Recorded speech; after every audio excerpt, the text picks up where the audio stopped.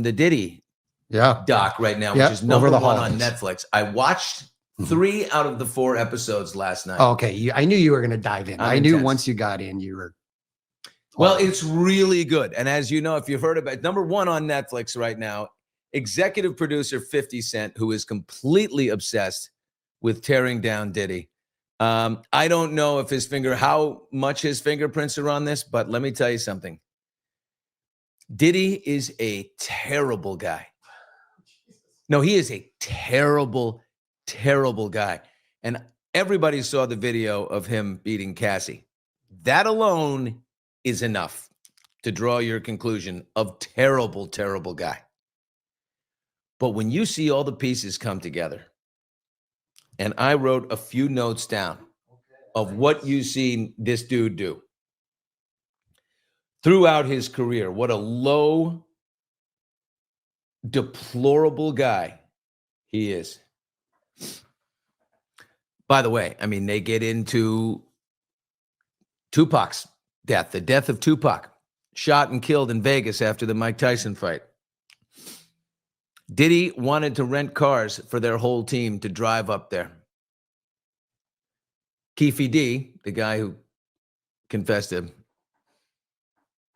shooting Tupac, was hired by Diddy's security guy, according to Keefe D. I was hired by Diddy's security guy. Like, his fingerprints are all over the death of Tupac. When Biggie got shot, Biggie Smalls got shot in LA on the corner of Fairfax and Wilshire.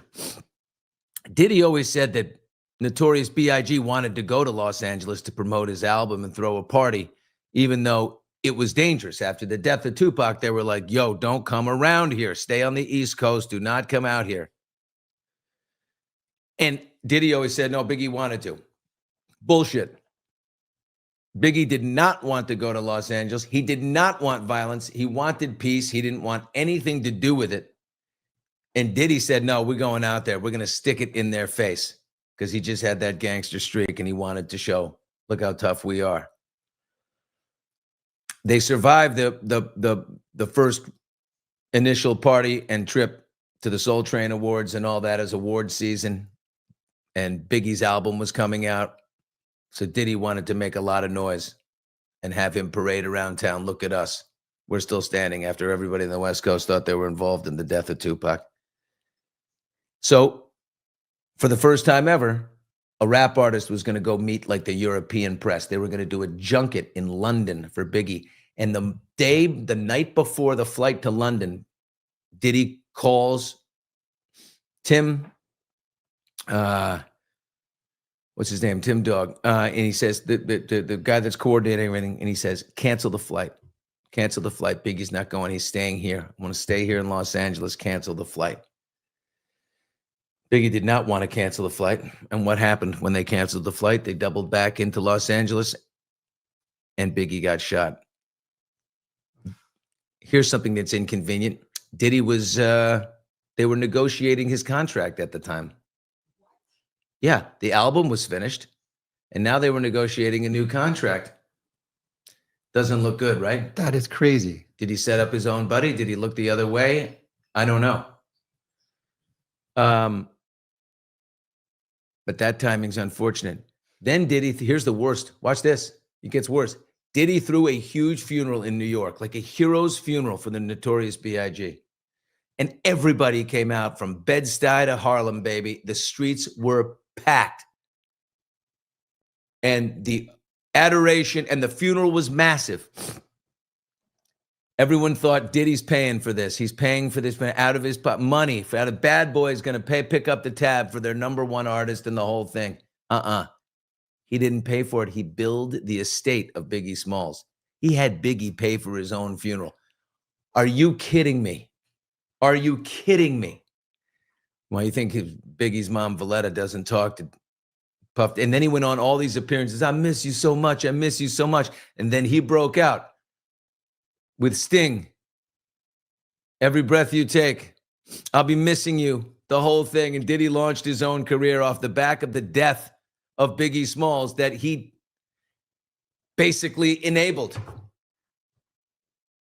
by pulling back security, by pulling back his flight, by walking him into the lion's den. The guy is truly evil, man. And then, oh boy, Shyne spent 10 years in jail, the rapper Shyne, for firing a gun. Diddy got out of it. And you know who knows? JLo. JLo knows the real story, and nobody's gotten to JLo. JLo knows what happened that night because 2 guns were fired, and Diddy says it wasn't him, and he got out of it. Shyne went to jail for 10 years. This is just crazy. But boy, I'm telling you, man, everyone that worked for Bad Boy, all of his partners, he screwed him out of it. Kirk Burroughs. It's crazy. Oh, Kirk Burroughs founded Bad Boy with when Sean Combs broke away from Andre Harrell, he started Bad Boy Records. And Kirk Burroughs came with him and he said, Kirk, this is what Diddy did because he didn't, oh my God. So it starts off, you know how Diddy became famous. He was a party promoter all over town, but he put on this celebrity basketball game at City College. 9 people died. They couldn't get the end. There's too many people. He over-promoted, and they were crushing down a staircase to get out. 9 people were crushed and died, and it was a total and complete disaster and tragedy, and he appeared everywhere, and he talked about how sad. He got big and famous off the back of that. That's what made him a big deal. So then he was like, I'm getting too big, and he broke away from Andre Harrell and Uptown Records, and he started Bad Boy. And when he started Bad Boy, he said because of that event, and he didn't want the families of all those people who died to come after him for money, right? So he put 75% of the company, the new company, in his mother's name, Janice Combs, and 25% in the name of Kirk Burroughs, who was his partner anyway and did all the financial work. And then later, he made Kirk Burroughs sign these documents to give back his 25%. Just fucked him. Just completely screwed him out of his ownership in the company. I mean, just a series of shady, awful, low quality, just low character moves. Then it gets into the, that Making the Band show, Aubrey O'Day, what he did to her, just her self-esteem into a pile. Tried to have sex with her, tried to get her to hook up with him. She said no. 6 months later, she's gone. Okay, coincidence. This is just, it's wild, man. It's #1 on Netflix for a reason. You can't stop watching it. It is spicy. And it's shit. I mean, the guy is a shitty guy through and through.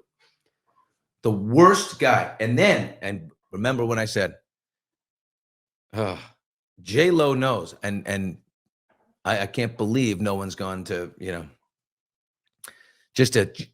she won't answer it, but just for the body language expert that does the follow-up. And then of course, Cassie, it gets into Cassie in the 3rd episode. She was 19 years old when she came to the company, to Bad Boy, 19. And they show a picture of her at 19. Steve, I almost started to cry.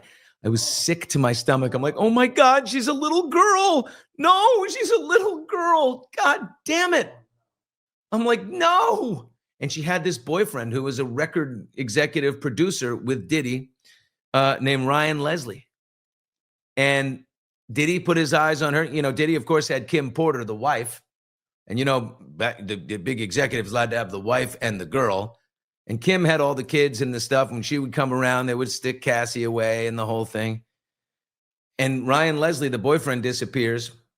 He was producing her, getting ready to make an album with her. Diddy gets rid of the guy, takes the girl, and you know what he did with her over the years. I mean, abusive shit beyond belief. And they interview the gigolo that they hired. I forgot his name, like the Hammer or the Snake or the Thunder. I don't know. He seems like a very nice guy, but I mean, as far as gigolos go who have sex with women while men watch and direct, he says Diddy was a psychopath on the direction and all this. This happened for The Punisher. This happened for 8 years. The guy was doing things with Cassie for Diddy's enjoyment for 8 years. Huh.